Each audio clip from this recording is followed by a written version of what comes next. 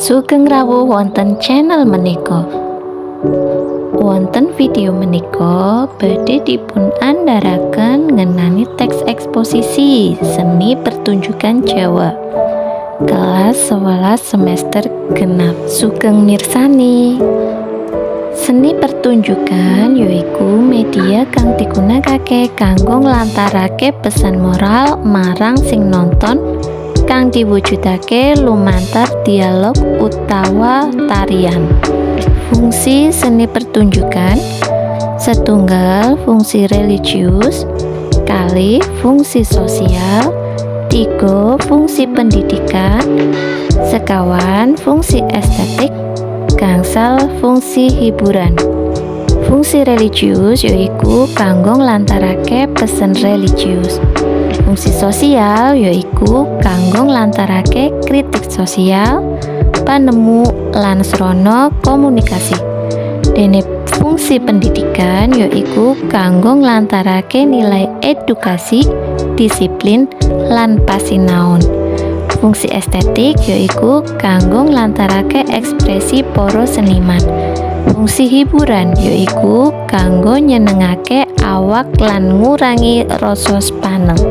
Jenising seni pertunjukan yaiku wayang wong, ketoprak, tarian, lan akeh liyane gumantung saka daerahe dhewe-dhewe.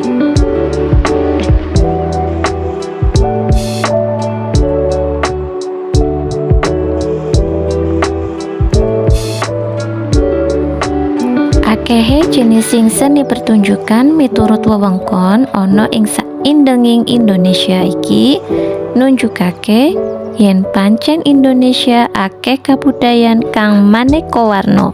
Nah, saiki teks eksposisi. Apa sih teks eksposisi kuwi? Teks eksposisi yaiku teks utawa paragraf kang isine informasi utawa kawruh kang diandharake kanthi cekak aos, prasaja lan akurat. Ancase teks eksposisi. Ancas iku tujuan yo cah. Ancase teks eksposisi yaiku dilentrehake kanthi cetha marang pamaos supaya ora ana prabéda ngenani informasi kang diandharake mau. Salajengipun yaiku titikane utawi ciri-cirine. Sing pertama ngandharake informasi kawruh utawi ilmu pengetahuan. Salajengipun basane baku lan prasaja. Nomor 3, fakta digunakake kanggo alat bantu. Ingkang pungkasan ora meksa pamaos supaya nuruti kekarepane panulis. Struktur teks eksposisi. Sing pertama pambuka yaiku gambaran saka topik kang arep ditulis. Kalih tesis utawi panemu yaiku panemune panulis utawa wong liya ngenani topik kang ditulis.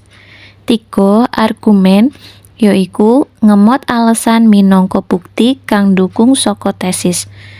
Sekawan panutup yaiku negesake maneh tesis ananging nganggo ukara kang beda. Nah, menika salah setunggaling tulodo. Cekap semanten, matur nuwun.